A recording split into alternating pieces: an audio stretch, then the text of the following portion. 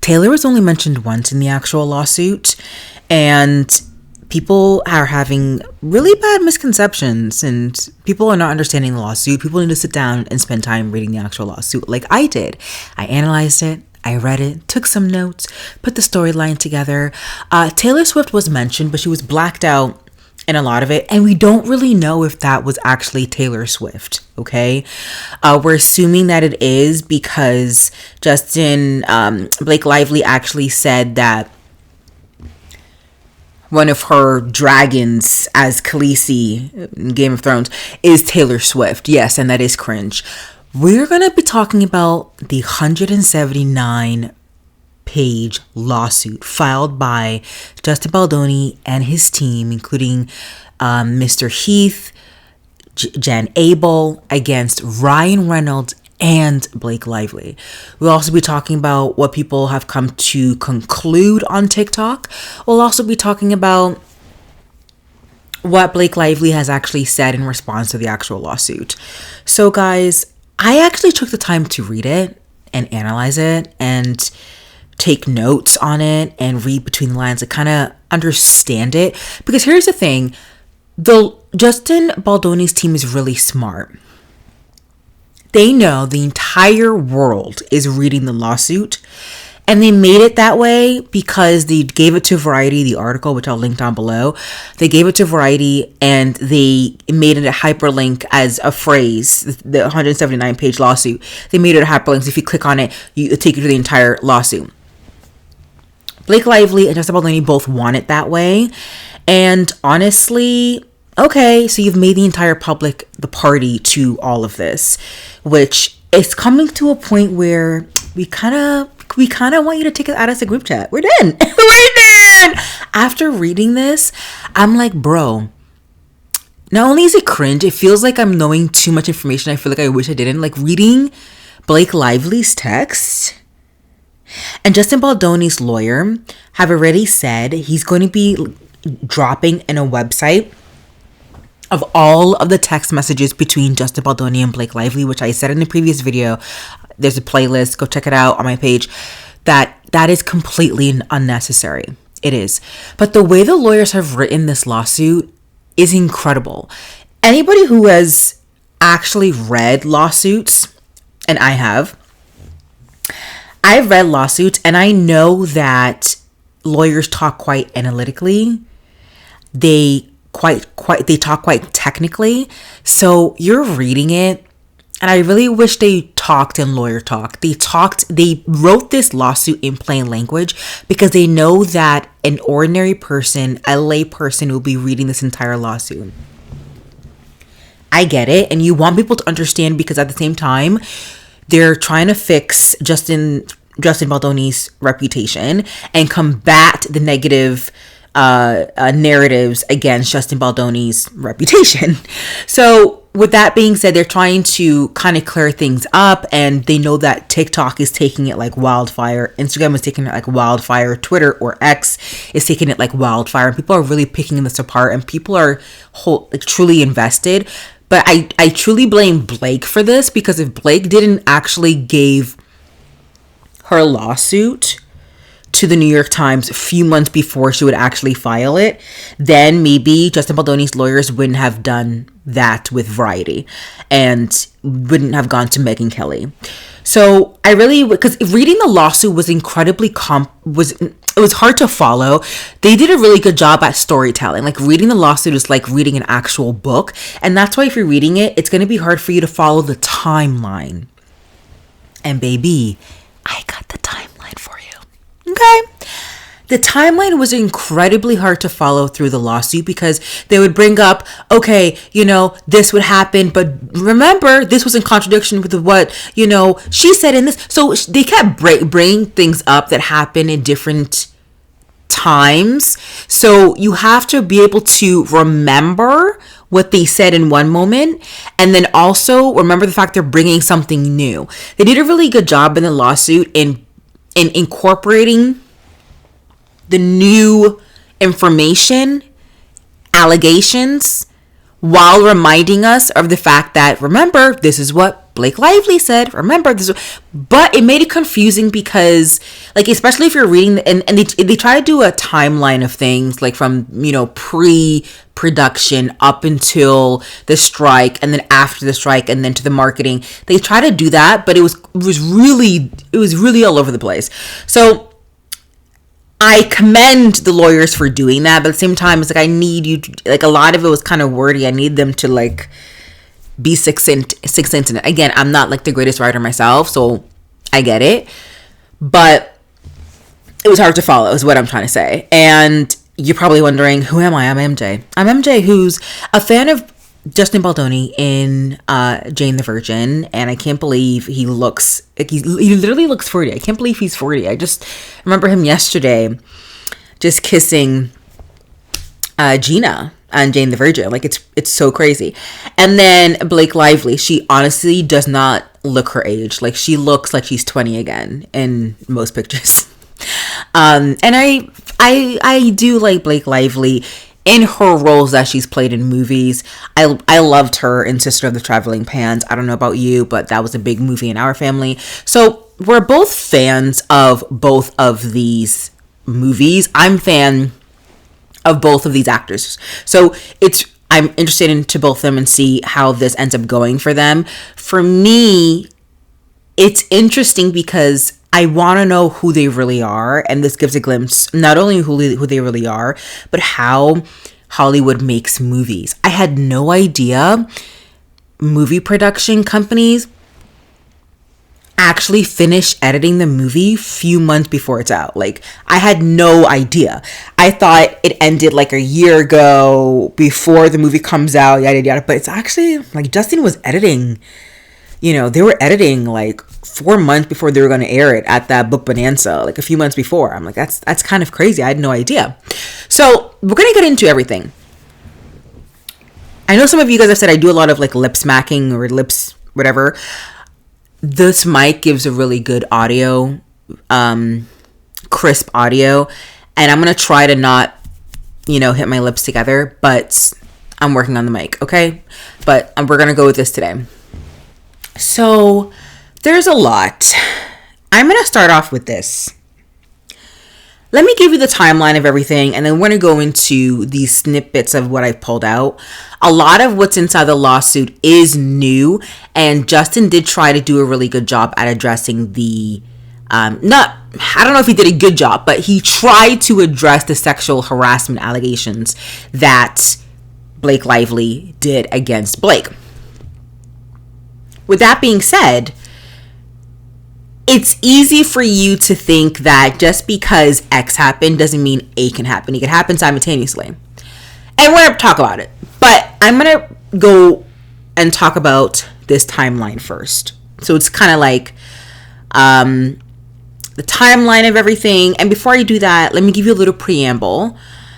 This video is about giving a somewhat unbiased, nuanced approach to all of this, right? Really putting on our analytical caps on when talking about this lawsuit. Okay. So let me summarize everything based off what I read in the lawsuit, and then we can go into detail, okay? Justin Baldoni was chosen by Colleen Hoover. Justin Baldoni reached out to Colleen Hoover and said, I really love the book. I resonated with the book. I want to do a movie adaptation of the book. Colleen goes, I'm so shocked that you read the book so quickly, because I'm sure that, she was actually shocked that he even knew what her book is about. So he read it. He told her, I loved it. I want to do I'm going to do a movie adaptation of the book. And Colleen literally goes, okay, I'm open to that conversation. Let's do it. And I like that the fact that in the letter that Justin emailed to Colleen, he literally like describes his intentions and describes the vision for the movie. And Colleen goes, yes, you get it. You get it. This is not a big rom-com. This is not a, big romantic movie. You get what I wrote. That's why I'm going with you. Okay? So time goes on. They sign again. Like the next page after all of this is not like, oh, Blake Lively signed a contract. The lawyers talk about something else. So that's why it's hard to follow. That's why I'm putting it together first before we go into details. In chronological order according to the pages that the lawyers put together in the lawsuit. So, anyways, they find an actor. They reach out to Blake Lively. They go to negotiations. They sign a contract. He's an executive producer, and that's it. Executive producer, that's it. By name, really by name only. She's not supposed to really contribute much. You've started to realize when you're reading the text messages and going back, like Justin Baldoni and Blake Lively were friends before all of this. Like, were friends. So Blake Lively's giving her input. Justin Baldoni is like saying, oh my God, this is great. Blake confesses and goes, in my past experiences as an actor, the directors that I worked with never gave me an opportunity to really give my input and be collaborative in the process. Again, I'm not going to give my opinion. I'm just going to tell you a synopsis, and then while I'm going through everything, I'll give my opinion after. Okay, don't worry. So I really want to write a scene. The scene I want to write is a rooftop scene. Justin goes, no problem. You know, go write some, and then I'll review, and then we can go from there. Justin didn't really approve that her rooftop scene will be in the movie, but she goes, you know what? I understand that you felt underappreciated and undervalued in your other works. That's because Blake literally said she would write notes in a script to give to the director. The director would go, I like your notes, I'm going to write it up, but none of it will go back to you. I'm going to take all the credit. Blake really wants to be collaborative and have like a more of a hand, like more responsibilities in the movie making process. So Justin then goes, you know what? Go do it. Go write a scene. Blake writes a scene, gives it back to Justin. Justin then goes, this is great and all, but I love how you're so passionate about it, but I'm gonna think about it. Like I'll get back to you if it's gonna be in it, but you pretty much changed the entire scene, so I don't know if I can use your rooftop scene, because Justin thought that it would be minor changes, but Blake Lively wrote an entire different rooftop scene. So Justin says, I love your passion, but you changed the entire thing, and we're actually going in a different direction. Blake goes, I really don't like the fact that you acknowledge my passion and not my work. And I think Blake was actually, okay, I'm giving my opinion here, but Blake wanted more feedback from Justin other than like acknowledging passion. But anyways, moving on. Justin goes, okay, thanks, but no thanks. So Blake then invites Justin to her penthouse in New York, and she really doesn't know why he's really there, but he's there anyway. Ryan ends up showing there, and at the end of the meeting, you see like a powerful singer who happens to be Taylor Swift, because Taylor is mentioned once in a text later on in the lawsuit, but her name was redacted for most of the text messages. But it's not really confirmed if the name that was redacted was actually Taylor Swift. So Ryan and Blake Lively literally goes, Blake and Ryan love my scene. Like, it's really great. Like, Taylor and Ryan really love my scene. It's really great. Like, I don't understand. And Ryan goes, oh, okay. And then Ryan goes home because he felt kind of pressured into taking the scene. He didn't think that famous singer will be there and Ryan will be there. So he then goes, you know what? I love your scene. You didn't have to bring Taylor Swift, redacted, and then Ryan there. I'm sure I would have liked it, winky face, which I thought you shouldn't. I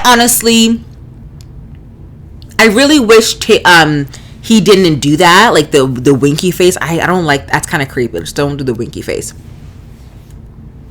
Time moves on. We're in pre-production.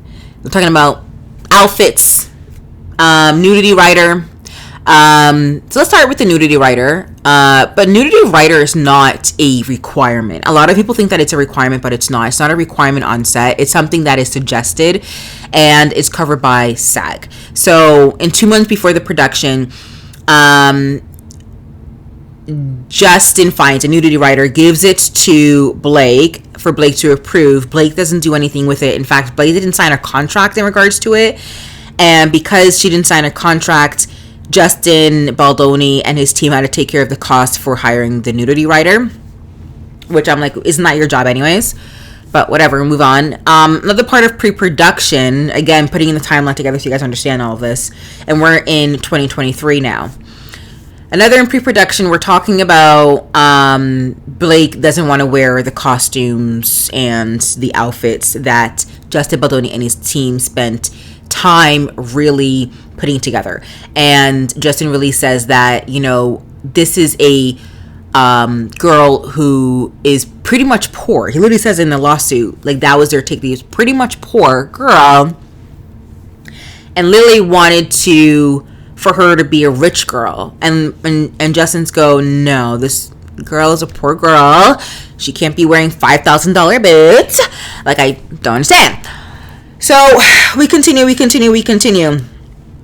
and Blake doesn't want to go to the set to try on the outfits. She wants production to come to her. It's only 15 minutes away. Let me give my another second opinion. I don't understand as to why it's so hard for Blake. If Blake doesn't want to leave her home to try the outfits, okay, Justin, pay for the cab to bring all the outfits with the costume designer to Blake's home. Like, how is that so expensive for the production company? I don't know. If it's 15 minutes away. We continue. So we're around like the writer strike. So the writer strike, and we're here now, and the writer strike is here. There's a misconception. Obviously, Blake told us at the very end during the marketing 2024 that Ryan actually rewrote the scene in the writer's strike, but Justin was actually working during the actor's strike. He was editing his dailies or whatever it's called. In that moment in time, that's where I'm going to start bringing in the details. But that happened, and then in November of 2023, they get the 17-page emailed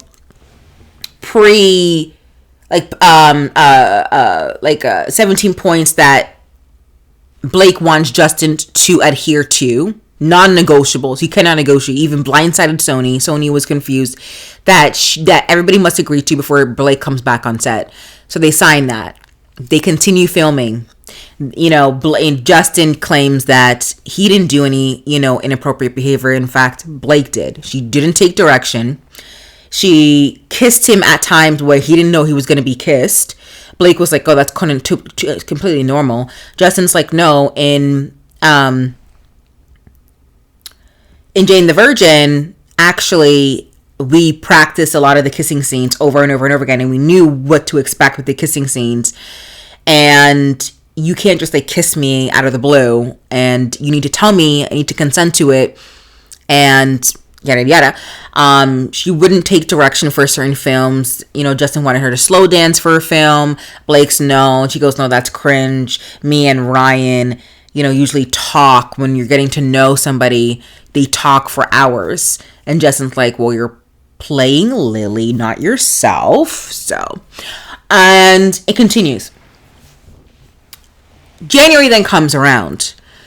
And January, they have this meeting with Ryan, rep from Sony, Blake Lively, Justin Baldoni, a producer that Blake Lively randomly adds onto the project, and Mr. Heath, co-owner of Wafer. They have this meeting where Ryan basically tears into Justin and be like, don't you ever treat my wife like this. And the Sony rep, their producer, and I don't know who else, just stepped out of the room because they were in shock. They couldn't believe that Ryan did that to Justin. And then we keep going. Now we get into the editing. Blake wants the daily. She wanted the editing.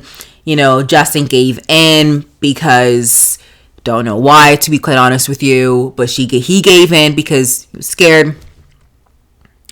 And then we get into the marketing, everybody started to follow him. That's when he then hired the crisis PR. And then you get into the actual marketing of the stories, the bad narratives. It started to look like, according to Justin Baldoni, that the bad narratives did come from Sloane. Sloane was being messy. Even though she wasn't on record, she was telling reporters all sorts of things that end up, tainting some of the articles and making it look like there was more trouble than it was. She even allegedly said that Justin essayed her, and they were throwing sexual predator around to reporters on the down low. And nobody had no idea where this negative press was coming from. Justin Baldoni's team is saying it's coming from Blake Lively's team. Justin Baldoni was only combating the negative press. They did not use bots. And then we continue. And then that's the end of it. And then we get the lawsuits. So that's kind of like the timeline. I want people to keep the timeline in mind because the lawsuit it becomes like very, very hard to follow because they keep jumping in and out of certain dates. And it's like, wait, what? So let's go into the actual lawsuit. So this complaint is with, again, the plaintiffs are Wayfair Studios, Justin Baldoni, Jamie Heath, It Ends With Us movie, Jennifer Abel. And then the plaintiffs, the defendants are Blake Lively, Ryan Reynolds. I think that's it. I think Ryan Reynolds' company, Leslie Sloane, of course. I think Sloane's messy. Like, I'm going to hold you. Sloane is a very messy person. If she was doing all of these things, of course, allegedly. Where should we even begin?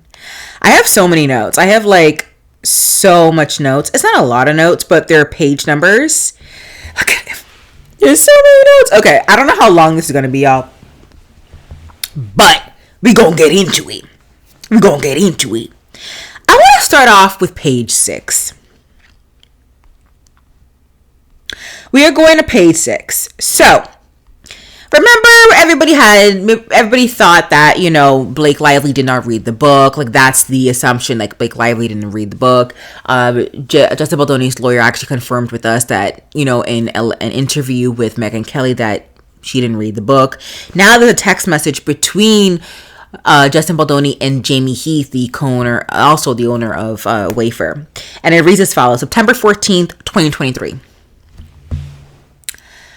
That we are rooting to see her fulfill. After rereading the book, which had 150 pages to build their relationship, we have combined scenes to heighten the stakes for Ryle in pursuit of Lily, utilizing humor and his desire to sleep with her. While I understand Blake's reasons for not wanting to read the book does a very good job in getting in Lily's mind during her interactions with Ryle and setting up the why behind her attraction to him, which ultimately helps us understand why she stays in the end. So this goes into my whole argument of, obviously, Blake did not understand the project that she was hired to do.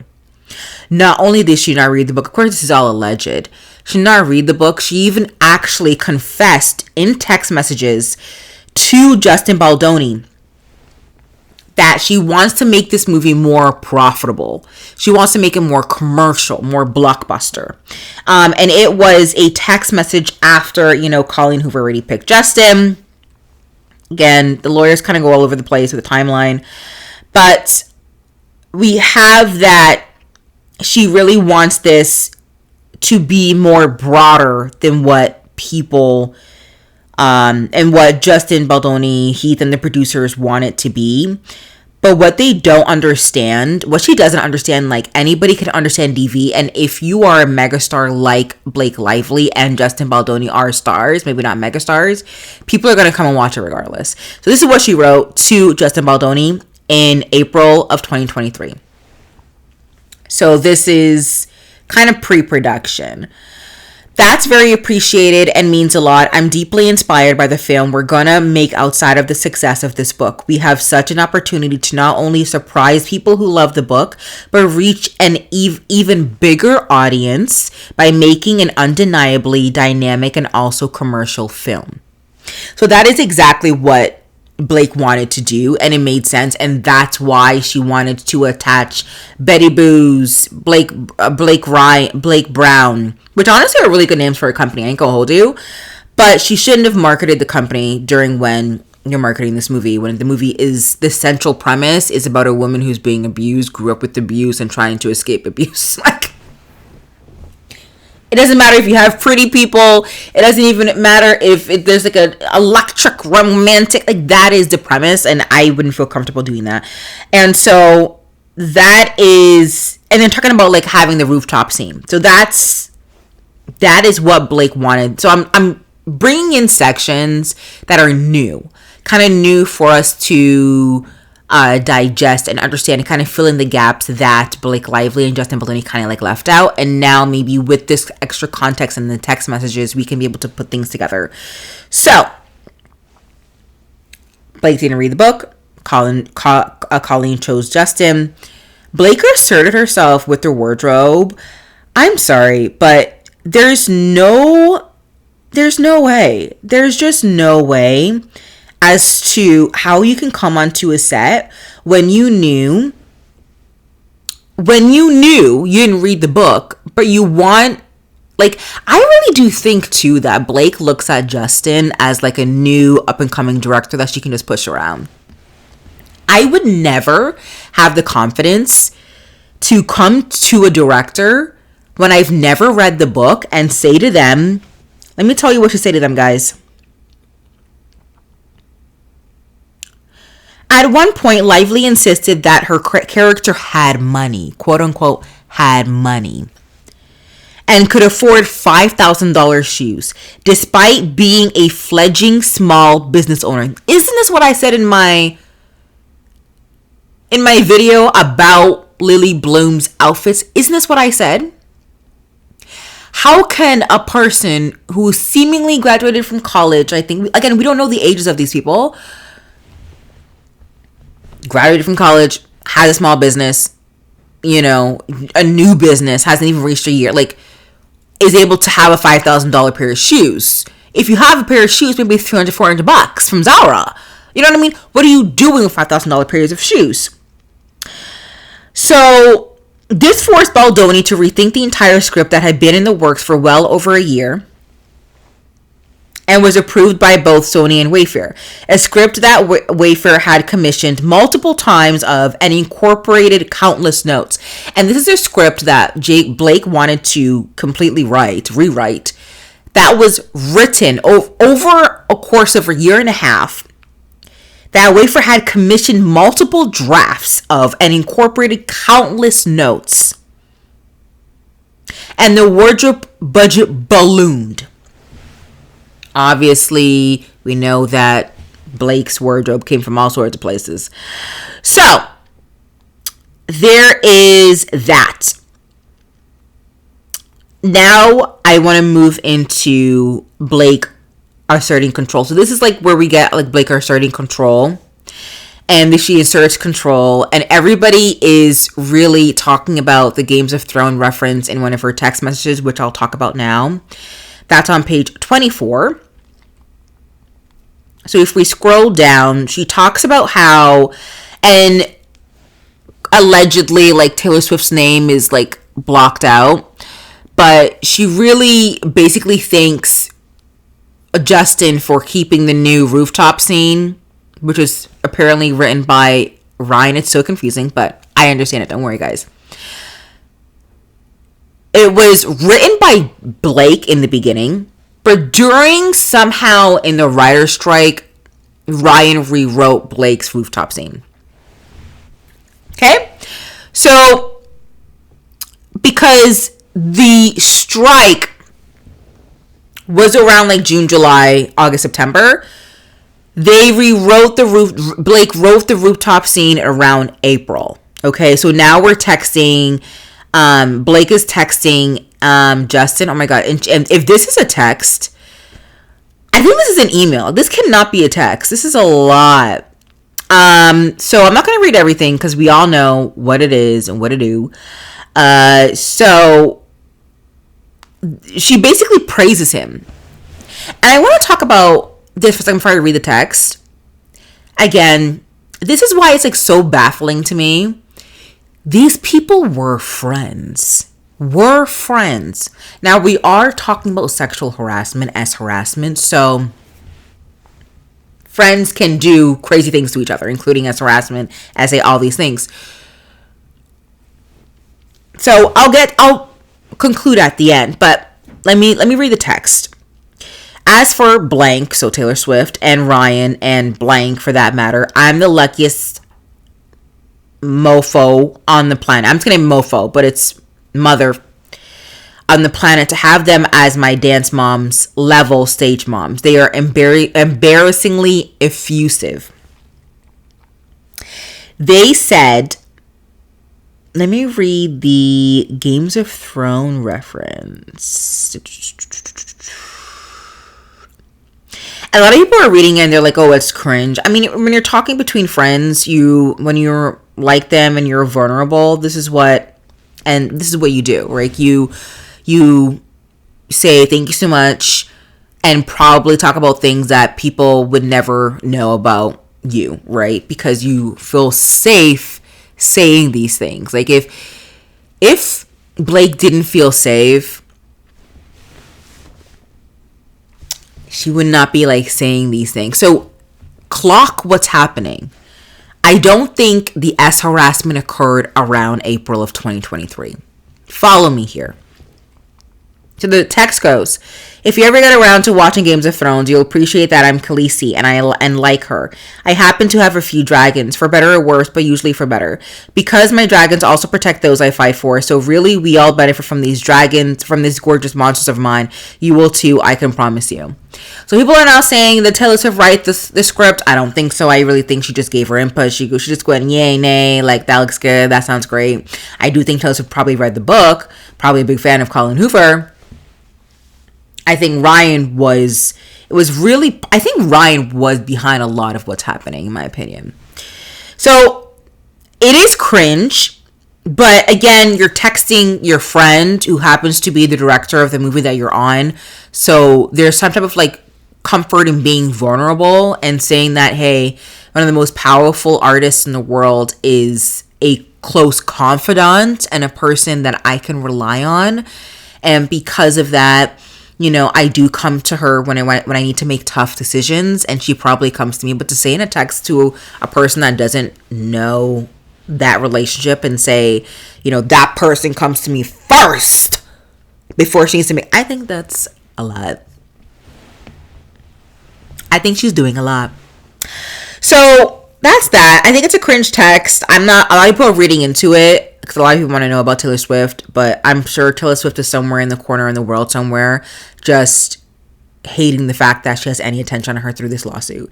And I'm sure that she's still going to be friends with Blake. People are probably like, a friend like that who's known Blake for how many years probably pushed her into filing the lawsuit, number one, probably is supporting her, and probably doesn't even care what the public thinks about her because of Blake probably is upset that, not upset, but kind of like disappointed that you're talking about me like that to a friend. But I don't think Blake and Taylor Swift are not going to be friends because of this. So we are moving on. So remember what I said, like these people are really friends. Like they're really friends to a point where Blake gave Justin her baby to hold and soothe back to sleep. Like she would give him the baby and straddle the baby, and he would be holding the baby. To me, it made no sense.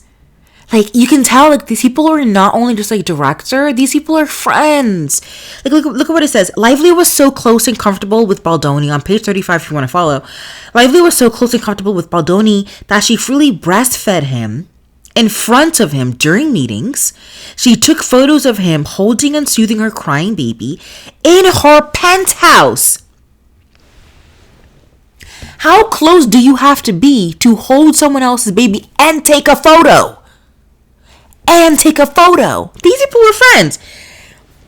They laughed deliriously during late night writing sessions, which we will come back to. All of these events took place after the alleged harassment. Lively's accusations seemed to come out of the blue. I got the timeline. I know what they're gonna argue. I got the timeline, but let's just go through everything first. Let's go through all the new stuff, and we come back to that. We're gonna come back to late night writing sessions, and like all of these events happened after the alleged sexual harassment. Now, remember the 17-point thing that Blake Lively gave to Justin Baldoni, that was in November, and they're saying that like all of this, buddy, like friendly, like baby holding, all this stuff happened after November, even after of January, when they had more stuff in that meeting where Ryan was pretty much really mad with Justin. So we move on. Page 38, Blake asks for the dailies. So I love this lawsuit only because I am learning about the movie making process. I had no idea. Like I said, movies were edited up until like just a few moments before they're about to release it. So apparently you're not supposed to, obviously this makes sense because you're actor's an actor, director's director. That's how I take it anyway. Of course, if you guys can comment down in the comments below, it made sense to me. Actor cannot get access to all of the dailies. I mean, that's kind of crazy, So Blake Lively basically goes, hey, can I get a copy of the dailies? And if you can give it to me, my manager's there on set. I'm not there right now, but manager can come and get it. And Justin's like, I don't know. Like, he literally texts Jamie Heaton's production. He goes, guys, like, Blake is asking for a copy of the dailies. So we're now on page 38. So copies of the dailies is page 38. Both before and during strikes, Lively's eager involvement in the production took on a more insistent and manipulative tone as she asked for access to the dailies and early cuts of scenes, both inappropriate and unorthodox requests. Why in the world is an actor asking for a copy of the scenes? Are you editing it? Are you the director? Are you the music producer? Like, what is going on? So Blake says to Justin, hey, would you mind giving me access to dailies? And I'm curious which takes you liked of the scenes you showed. My manager flew out to visit set and leaves tomorrow a.m. He heard all about it from Warren, and I love to show him. I appreciate you. May be too slammed right now to make this happen, but maybe someone else can facilitate. Thanks so much. And then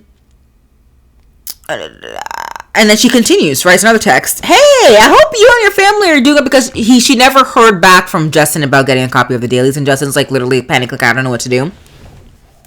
So because of that, she texts again. I watched the selects you sent. So great. I was so happy and energized. Such solid work from everyone on and off camera. It was really cool to see. We were working so quickly. There was never the time to look back. So it was nice to revisit from an audience's perspective. Please let me know who to reach out to get access to the full gallery of dailies. I'm so looking forward to seeing all we have in the can, and of course any scenes you cut together. I love to see. Hope you're having a good summer. And it's like, these people were like friends. These people were good. And this, we're talking about, when is this? June, just before the strike, right? During or both before and during the strike. So this is June and July. So this is during the strike. So Wafer Baldoni and another producer on their film strategized on about how to respond to Lively. The text exchanges below demonstrates adamant objections to giving Lively the dailies, because like the entire Justin Baldoni team is like, don't give her the dailies. Like, what do you mean you're the director? Not only was it an appropriate overreach, but there was a real concern that a simple ask would turn into a complete takeover. They they rightly feared that giving her the dailies could turn into a demanding to edit the whole movie, which is exactly what happened, right? So if I was Justin in this very moment, I would have said, no, you're not getting copies of the dailies. I'm the director. I'll let you know when it's edited. Sorry. But that's not what happened. Justin's like, okay, he ended up giving her some of the dailies, like a few of the dailies, not all. And the reason why he did this, because remember when there was reports that Justin was fat shaming Blake? Well, Justin went to Blake's trainer, who was gifted by Blake to Justin. So Blake's trainer was training Justin, and asked the trainer, hey, how heavy is Blake's body? Because we all know Justin has a back condition, but I personally disagree with this. Everybody is at least 100 pounds. If you cannot hold 100 pounds, there's your answer. You cannot be lifting her up. Now, this flip side on that, there are a lot of actors who change their weights and their appearances for a role. So is it customary to ask your actor how much you weigh, especially if it's involving a scene? If it's detrimental to the scene? I don't know. I don't know how this stuff works.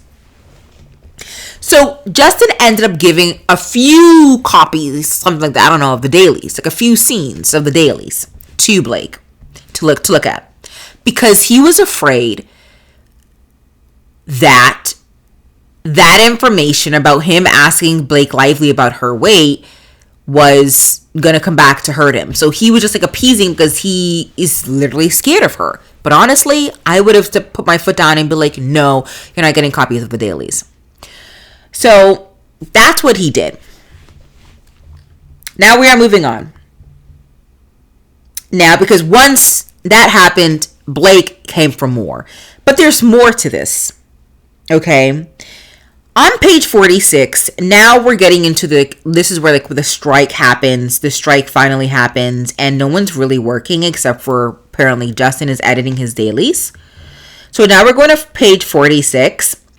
The writer's strike ended on September 27, 2023. The actor strike ended November 9, 2023. When did it start? I think it was earlier that year, in March, right? Let me just quickly Google this, guys. Okay, Google.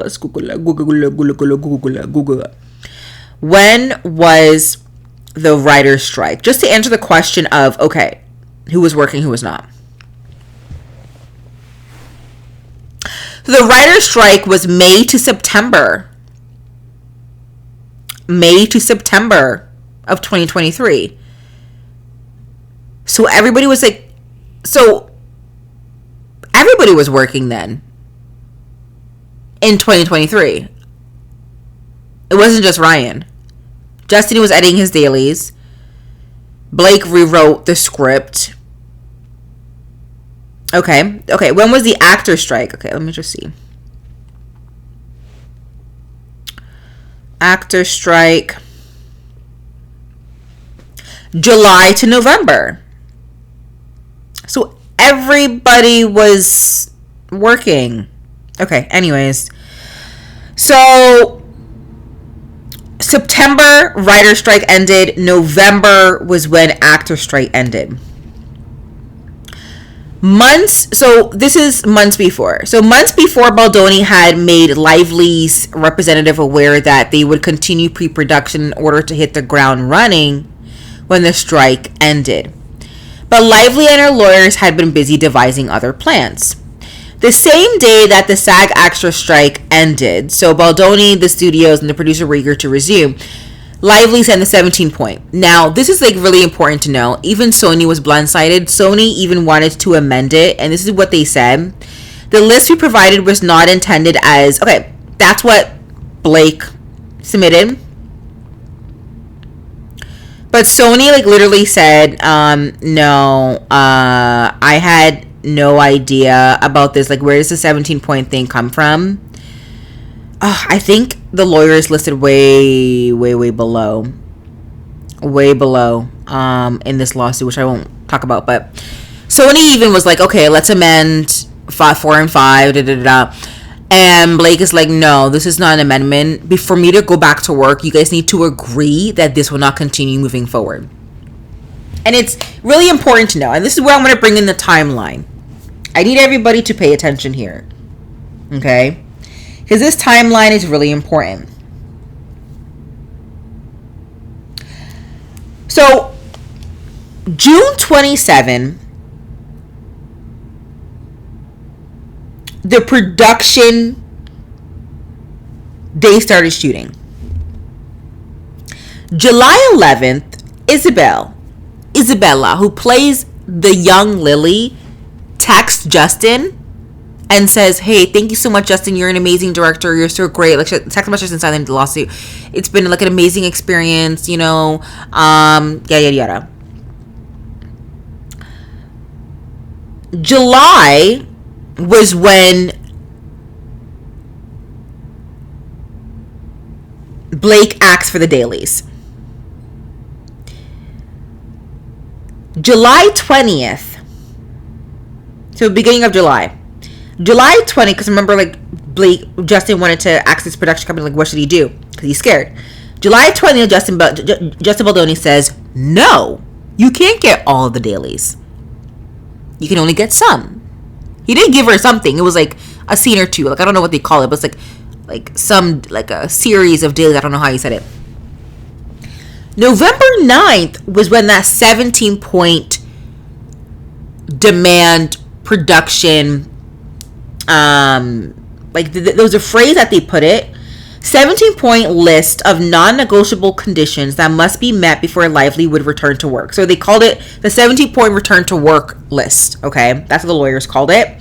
So something happened between July 20th in terms of the S harassment, because again, Blake was very friendly in July of 2023.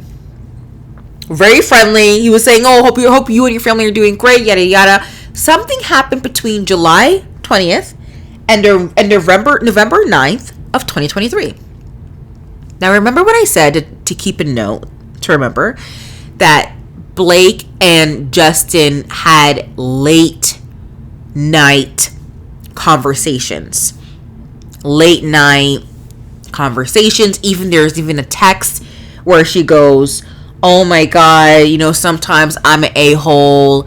And Justin responds back, I like your a-hole. I like your kind you and your a-hole you. And that was like a text that was at around 11 p.m. So something happened in terms of like something happened. S harassment, S assault. Because apparently Sloan was going, I'm talking about that next. Sloan, the PR, was going around telling everybody that Justin was a sexual predator.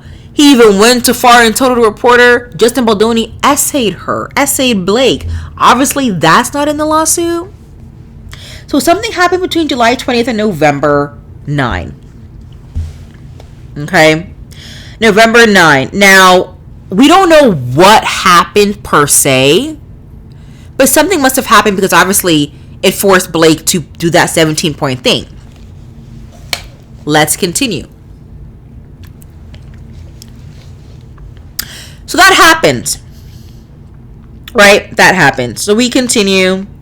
So Justin is starting to now tell us that the S harassment that Blake is alleging is not true. So Blake actually addresses the S harassment, or tries to do it anyway, in the best way that he thinks he can in the way he does it. And he goes point by point. And they actually talk about each and every point of the 17-point allegations. Oh, baby, we are going to talk about it. Before we do, they actually said that Blake cannot take direction, y'all. Blake cannot take direction. So they start off with point number 1, intimacy coordinator. Lively demanded that an intimacy coordinator be present at all times when Lively was on set. In fact, an intimacy coordinator had already been engaged during the first half of the production, so Wayfair took no issue with this request itself, despite both Lively knowingly insinuating that there was one, that there was not one. On or about March 20th, 2023, early 2 months before filming began, Baldoni met with the intimacy coordinator, and in early April 2023, more than 6 weeks before production commenced, she was engaged. Lively was aware. I'm sorry, were they all working? It seems like they were all working during the strike. April, May. Oh no. The writer's strike was in May. It started in May. Okay. So this is all before the strike. Okay, never mind. Okay, that's good to know. Wanted to get our... So, May, writer's strike started. July, actor strike started. On or about March 20th, early 2 months before filming it began, Baldoni met with the intimacy coordinator, and in early April of 2023, more than 6 weeks before production commenced, she was engaged. Lively was aware, as Baldoni had informed her in writing on or about April 6, 2023. Lively's attorneys was also aware, as documented in May of 8, 2023, emails between her and Wayfair's attorney, within which Wayfair provides her the intimacy coordinator approved nudity writer, followed by written confirmation of said approval. Okay. Although the presence of an intimacy coordinator is not a screen, it's not a requirement to recommendation. So if anybody wants one, they can, but it's not a requirement to have on set. Baldoni was eager to engage one from the start to ensure talent, himself included, felt safe. It was also important to him that the intimacy coordinator be a woman to help craft sex scenes that would speak to the mostly female audience of the book, i.e. be written from the female gaze. Given that both Lively and Reynolds' first-hand knowledge of these facts, Lively's insistence in her November 9th return to production demands, 17 points, on the constant presence of an intimacy coordinator was baffling. But here's the thing, like, they mentioned, again, the lawyers are not really good in drafting a consistent timeline. So, an intimacy coordinator was chosen by Justin. There was a contract for her. Blake's supposed to sign the contract, but she never did. And never raised concerns as to the actual intimacy coordinator. So Justin had to sign the contract on behalf of Blake. Point number 2, limiting review of intimate scene footage to those with essential business reasons. So Lively had never asked for a close set. Apparently that's a thing. You can ask for a close set. But however, like, a lot of the camera was running for most of the scenes, for a lot of the scenes. So the production had always adhered to this and had no problem agreeing to this demand. For clarity, no intimacy scenes were even shot prior to November 9th. Return to production demands. That's another key point. It's actually a very big point. This is actually kind of crazy. Maybe she was giving the 17 points because, like, she really felt uncomfortable with Justin Baldoni and on set. So she gave the 17 points to make sure that she's comfortable with whatever scenes that end up happening, because they never filmed a scene together before November 9th. However, the lawyers, they contradict themselves here.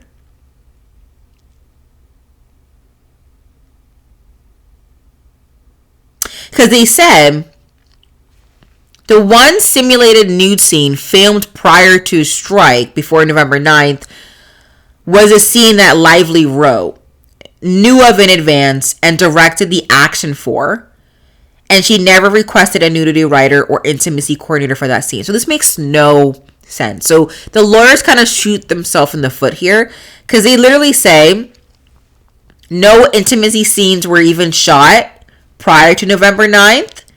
Therefore, under no circumstances did Lively shoot intimate scenes without a nudity writer. But in the next sentence, they go on saying there was one before November 9th. Lively wrote it, knew of it, and directed the action for, and she never requested a nude. So maybe there was a nudity scene, but she wasn't involved in the actual nudity scene. So therefore, I think that's what they're saying. Again, the writing is, like, really sometimes hard to understand here. So they're saying that Blake wasn't involved in any nudity scene that she was, like, actually participant in before November 9th, but there was a nudity scene that was filmed that she wasn't participant of, that she did not participate in. but she knew about it and she managed the scene. Like, it's, anyways, that's confusing. We move on. Only essential individuals were on set. They even talk about the doctor. Apparently, the doctor is a well-known actor. He went to Oxford and all these things. And Blake Lively's thinking that that's Justin Baldoni's friend. It's like, no, he's an actor. And has an MFA. Again, it's not in this particular paragraph, and that's why I said, like, the lawsuit sometimes is hard to have the timeline together. But okay. We're gonna move on to the next point. Now, she says that she was in nude, and she wasn't in nude. Actually, she was actually wearing black shorts for the birthing scene, apparently, and they have it on camera. The next point: no spontaneous improvisations of scenes involving physical touching, simulated sex, or nudity, which must be choreographed with intimacy coordinator. We all talk about the intimacy coordinator. You know, Justin hired the coordinator. Justin was communicating with her. Blake wasn't communicating with the intimacy coordinator. And Blake Lively felt uncomfortable with Blake Lively coming back, with Justin Baldoni coming back to Blake Lively to say to her, "Hey, FYI, like, we have to do this sex scene. We have to do this. We have to place our hands here and there." She felt comfortable in doing that. So, and Baldoni's like, those were the notes from the intimacy coordinator. Baldoni actually cites that Lively was not able to take direction, not even in the slightest. Like, she was not able to take direction at all. There was a scene where they need a slow dance, and Blake Lively was like, no. She starts laughing spontaneously because she's putting herself into that role. She's not taking her ego and herself out, and she's not thinking of Lily, the character. So she tells Justin, no, me and Ryan just talk for days. That's how we get to know it. That's what we did when we were dating. But Justin's like, the scene requires us to slow dance. Like, can we do that? It's crazy. So they even said, in an attempt to encourage Blake Lively to take Baldoni's direction,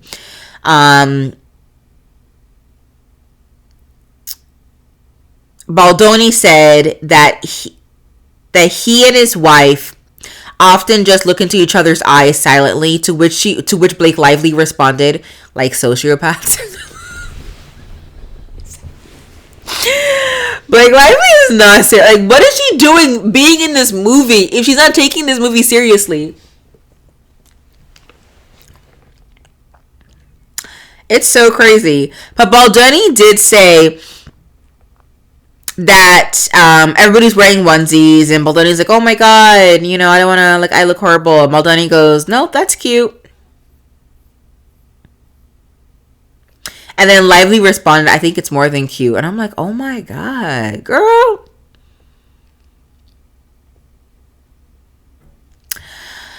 And then we actually go in with the fact that Blake Lively would spontaneously, like, kiss Justin. And it wasn't even, like, Justin wasn't even aware about the kiss or consented upon.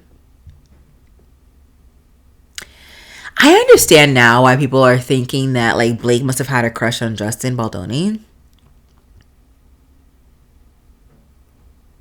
I get it. Do I agree? I'm not sure. It's, like, too close for comfort. It's hard. There are a lot of unchoreographed kissing scenes. And it's funny, too. They even said one scene, again, captured on camera. They're really good to say all of what we're saying is captured in a text or on camera so we can prove it in court. That's crazy. Point 4. No physical touching of Lively or comment on her physical appearance, accepting connection with the character. The onesie, when he said that Baldoni, her director, asked that she take off the big coat so that her onesie would be visible in the scene. They were filming a scene. Baldoni said it will be hot meaning like it's the temperature is hot, it's 90 degrees. And that's the only hot reference he says. So we're gonna move on. Point number 5: no discussion of personal experiences with sex or nudity. They only showed pictures of Baldoni holding and comforting their newborn, like during the birthing scene.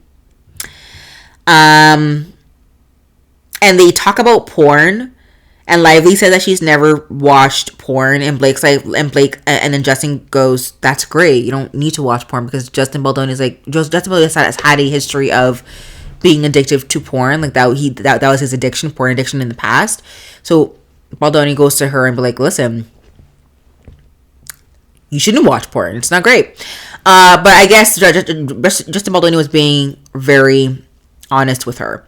Next point, again, in the 17-point allegation, no one to enter Lively's trailer while she was undressed. Like, they already talked about it at length. You know, Blake would breastfeed her kid in front of people. Blake would invite, that's their allegation. No filming nude or sex scenes except per nudity writer.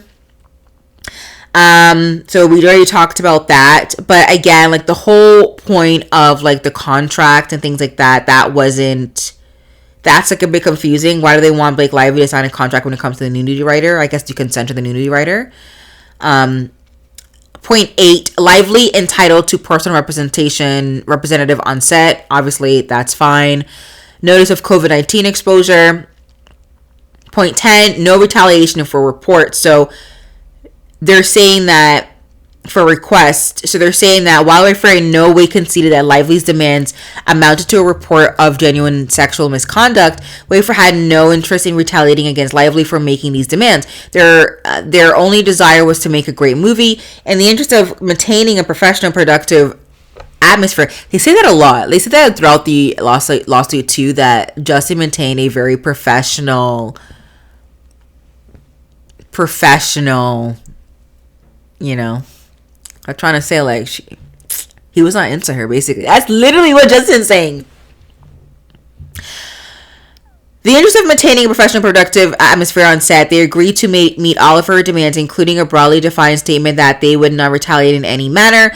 Wayfair agreed, though later it became clear that Lively would consider any future effort to push back against her demands with respect to the production as an unacceptable retaliation.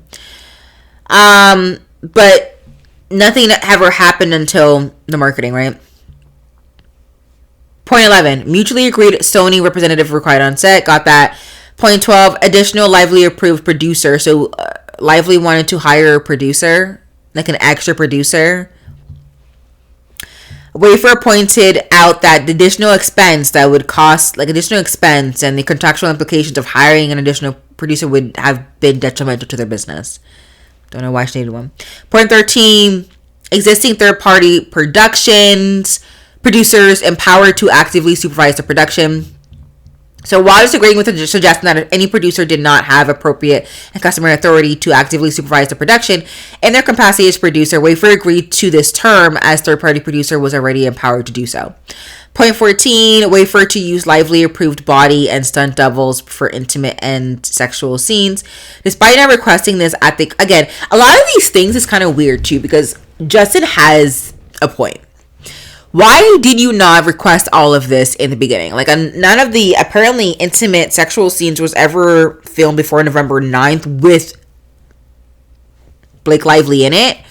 So, that's really like not really confused either, to be quite honest with you. So why are you requesting all of this now? Why didn't you request it while you were signing the contract to, for this role? Just saying. No filming nude or sex scenes of any actor's portrayal of Lily, except for, again, I just don't think Blake Lively trusts Justin to do this movie, and I think that's what is happening here. I think Blake Lively came to the conclusion. I think, again, remember when I told you between July 20th and November 9th, something must have happened. I think when Blake Lively got the edits of the movie, I think that's my conclusion. When Blake Lively got the edits of the movie and saw how Justin was editing the movie, she didn't feel comfortable with how she was being edited in the movie. So maybe she came back with the 17 demands because she didn't like his vision. It's so frustrating, I'm telling you. Point 16, all day players must be hired through talent agencies, not personal connection.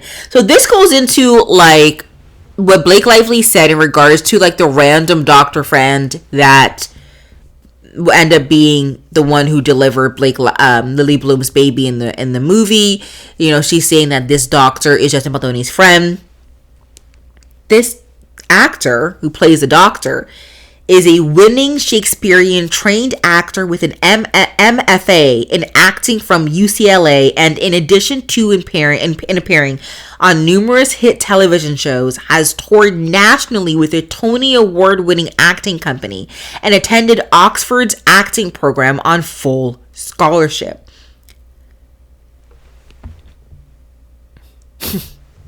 Danger! Point 17, all hands meeting before production resumes. So Wayfair understood this request to be sincere offer to meet and discuss the needs and preferences of Lively. So this must have been the January meeting, the all hands meeting in January, that they happened in January of 2024 with Ryan Reynolds, Blake Lively. Hopefully they're following along. Like, to me, it makes sense and what the timeline is. And yeah, they start shooting again, and they start editing the film. They edit the film. So meanwhile, on the day before commencement of the second phase of the filming, Lively casually reached out to Baldoni together with Heath Films producers to meet in their home. This is what they're, the big home, the big meeting. Well, everybody's there. Reynolds, Blake, Sony rep, Blake's random producer. Reynolds demanded that Baldoni apologize to Lively for actions that had either never happened or had been grossly mischaracterized. Baldoni resisted apologizing for things he had not done, further enraging Reynolds. Everyone in that room, including the producer Lively had asked the production to engage at the Sony representative, left the meeting in shock. So all of these people will be subpoenaed. All of these people will be subpoenaed in court. Thank you so much. The producer said that, the random producer, that in his 40-year career, he had never seen anyone speak to someone like that in a meeting. The Sony rep said later that she often thought of the meeting and her one regret was sticking up for Baldoni. I don't understand why Blake Lively and Ryan Reynolds has this much power on people. Again, people's livelihoods or money are connected to Blake Lively and Ryan Reynolds. If they speak up, they get fired. So it continues. So we all know what happens in regards to when they're editing the movie. Sony gave the dailies to Blake. We continue. At the end of the lawsuit talks about the PR. Here's what you need to know. Baldoni only got Nathan, who was the crisis PR, because everybody started to unfollow him on Instagram. He got Nathan because he was afraid of what Blake was going to do. Because when you unfollowing somebody means that you're declaring war. It's like a form of hate. No one unfollows anybody anymore, and when it does, it's like this dramatic gesture that has a negative connotation. So Justin was trying to prep himself of what's going to happen. So that happens. Blake starts marketing the movie. It's tone deaf. A lot of people online hate it, and there are a lot of things coming out against Blake and Justin Baldoni. And Nathan and Sloan is the Blake's PR, came to a truce August of 2024. No one should speak to the reporter. No one should speak to the press. No one. So both sides, Blake and Justin, came to the conclusion that nobody should speak to the press. No matter whatever is happening, the fury, the firestorm, nobody should speak to the press. Sloan breached that agreement. Sloan didn't, on record, speak to the press, but he was texting, I'm guessing, a friend who happened to be a reporter off the record. Don't blame Blake, blame Justin. Again, Sloan was going around telling everybody that Justin is a sexual predator. Justin apparently essayed her, like all of these crazy things. And all of these things will have, even though it's off the record, it never is. So it ends up being in articles and then more negative press. But what's the craziest part of it too, Justin and his team also didn't understand like the negative articles coming out against Blake, because they're saying that they didn't do that. So because they are not doing that, they're just going to step it out and not even going to do anything at all. Just going to see where this lands and only respond and give out, like, just produce positive press. Justin, talk about how this affects DV survivors. Justin, talk about your family. Provide lifestyle content on your Instagram, all of that. So that's literally what happens when it comes to PR. And that's what they're saying. They're saying that they didn't do bots. They didn't do astroturfing. And they literally put that in a text. Again, I look at text messages and people who've witnessed things as straight up evidence. This is how I look at these lawsuits. They've stringed a story together. And again, this lawsuit wasn't really good at stringing a coherent story, but the timeline was all over the place. But smart people like us can put it together. But what you have to understand is that, this is what I understand, this is my position. If they are not intending to use this particular evidence in court, they would not have said it. They would not have addressed it at all, actually. So when they said that this person saw this person was angry, this person was in the room, they're going to call all of these people. They're going to subpoena all of these people. They're going to produce the text messages. They're going to be used as evidence. Yes, they're not as evidence, but you can introducing something in court as evidence is actually very easy. If it's not hearsay. Okay? You just say, oh, have the person who wrote the text. Is this you? When did you write it? Describe the text. Judge, can I have this exhibit A? Like, it's simple as that. So I think whatever they're putting in this lawsuit, they're going to prove it tooth and nail. Okay. So even though we shouldn't be looking at these things as truth, but the things that can be backed up, that because that they're referencing it, use as evidence. So they're going to pull out all the receipts. And I did read Sloan end up suing Jennifer Abel, which is Sloan's ex-employee. She left Sloan and went to go represent Justin. Okay? Sloan used to represent Justin via Abel. But Abel left Sloan's PR agency and started her own PR agency, and she didn't really take Justin with them. Justin did not trust Sloan, and Justin again, who had loose lips, and left. People are still saying, oh, but Justin Baldoni doesn't have anybody coming out supporting him. Is anybody coming out saying anything bad about him? Let's ask that. Has anybody come out and say something negative against Justin Baldoni? Nobody wants to be in this storm that is this lawsuit. Nobody wants to be named. Nobody wants their family and their businesses and whatever looked into by the media and the public. Okay? Nobody has come out, to my knowledge, against Justin Baldoni. Yes, people have come out in favor, in support of Blake Lively. And people have come out against Blake Lively. Something to think about. I'm not picking any sides here, y'all. This was an interesting read. Confusing in terms of the timeline, but it's quite clear something happened between July 20th and November 9th. I think, to me, she got a hold of some of those dailies, saw it, how he was editing it, and he's like, nah, I don't agree with this. This is what we're going to do from now on. Or something did happen, like there was an harassment, and maybe they were meeting late nights, and she didn't feel comfortable. Maybe she always felt comfortable, never spoke up, and now she finally spoke up. We don't know what happened. All we know, this is crazy. And we're all here for the tea. And we're learning. Like, I'm learning so much through this lawsuit. I'm learning about the movie making process, honestly. And let me you guys know, hopefully all of this made sense to you, it does make a lot of sense to me, and I know what's happening. I know Wagwan. And with that being said, yeah.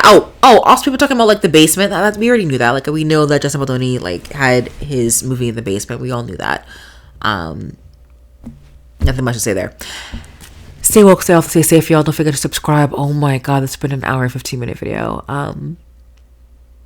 Ciao, Bella. Bye, guys. See you guys in the next video.